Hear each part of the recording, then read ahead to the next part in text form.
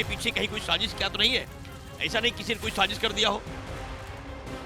जगह महाकुंभ परिसर प्रयागराज, समय शाम करीब 4:10। भक्तिमय माहौल था। साधु संत साधना में डूबे हुए थे।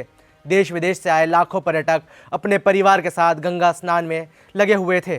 कुछ ही मिनटों में प्रदेश के मुख्यमंत्री योगी आदित्यनाथ ने भी इसी परिसर में आना था। हालांकि तभी एक धमाके की आवाज़ आती है। कोई कुछ समझ नहीं पाता, लेकिन जो दिखाई देता है वो ये आग का गुबार है। देखते ही देखते 180 टेंट जलकर राख हो जाते हैं, लेकिन महादेव की कृपा से किसी भी व्यक्ति को चोट तक नहीं आती। बहरहाल अब सवाल ये उठता है कि सनातन धर्म के सबसे बड़े समागम में ये आग कैसे लगी? ये हादसा था या साजिश? इसको लेकर भी बड़ा सवाल है। क्या है महाकुंभ परिसर में आग लगने की पूरी कहानी? जानने के लिए इस वीडियो को अंत तक जरूर देखिएगा। नमस्कार, मेरा नाम है वैभव, आप देख रहे हैं जी स्विच। 19 जनवरी को महाकुंभ परिसर में फायर अधिकारियों के पास एक सूचना आती है। सूचना ये कि गीता प्रेस के कैंप में आग लग गई है। गीता प्रेस का ये कैंप शास्त्री ब्रिज के पास सेक्टर 19 में था। सूचना मिलते ही फायर ब्रिगेड की 12 गाड़ियां मौके पर पहुंचती है और युद्ध स्तर पर आग को बुझाने की कोशिश शुरू होती है। आग क्योंकि रेलवे ब्रिज के पास लगी थी और ऊपर से पैसेंजर ट्रेनें भी गुजर रही थी, ऐसे में कोशिश थी कि आग को जल्द से जल्द बुझाने की कोशिश की जाए और आग को काबू में लाया जाए। आग के फैलने से रोकने की भी कोशिश की गई। महाकुंभ परिसर में तैयारियों के तहत फायर डिपार्टमेंट के पास साधन पूरे थे, लेकिन ले दे के इन्हें आग बुझाने में कम से कम 1 घंटा लग गया। इस 1 घंटे में गीता प्रेस के 180 टेंट जलकर राख हो गए। कम से कम 1 करोड़ रुपए का सामान भी तबाह हो गया। आसपास बैठे साधु संतों के सामान को भी भारी नुकसान पहुंचा, लेकिन गनीमत रही कि कोई भी गंभीर रूप से घायल नहीं हुआ।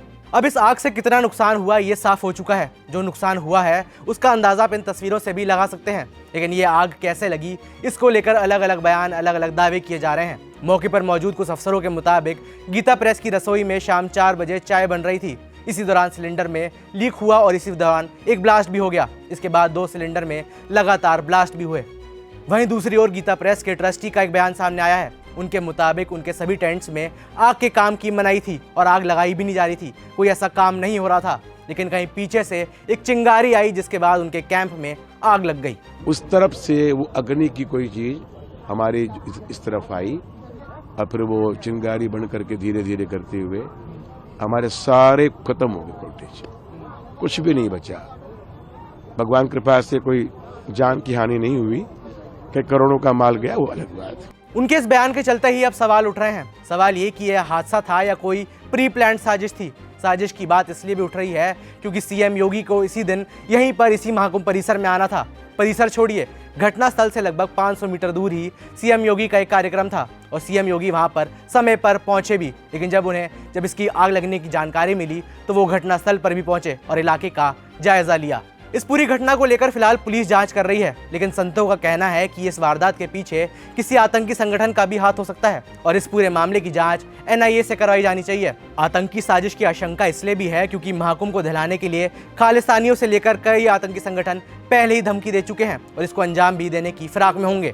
प्रशासन को इस बात का संज्ञान लेना चाहिए, क्योंकि इतनी दूरी और इतने प्राइम लोकेशन जगह पर जब ये घटनाएं हो रही हैं तो निश्चित ही मैं समझता हूं कि कोई आतंकवादी संगठन का हाथ है और इस जांच को बहुत गंभीरता से करना चाहिए। मैं कहता हूं भारत सरकार की जो सबसे बड़ी एजेंसी हो, जो एनआईए है, उससे इसका जांच कराना चाहिए। अब ये आग हादसा थी या किसी साजिश का हिस्सा, ये तो जांच के बाद ही पता चलेगा। इसकी जांच हो भी रही है, लेकिन सीएम योगी का दौरा और महाकुंभ परिसर में आग लगना, ये कैसा सहयोग था? इस घटना की टाइमिंग को लेकर सवाल तो बनता ही है। महाकुंभ अग्निकांड को लेकर मजिस्ट्रेट जांच के आदेश दिए गए हैं। पीएम नरेंद्र मोदी ने भी सीएम योगी को फोन करके घटना की पूरी जानकारी ली है। सनातन धर्म के सबसे बड़े मेले में, सबसे बड़े समागम में आग लगना कोई मामूली बात तो नहीं है। इस पूरे मामले को लेकर, इस पूरी घटना को लेकर आपकी क्या राय है, ये हमें नीचे कमेंट से बताएं। मेरा नाम है वैभव, देखते रहिए जी स्विच।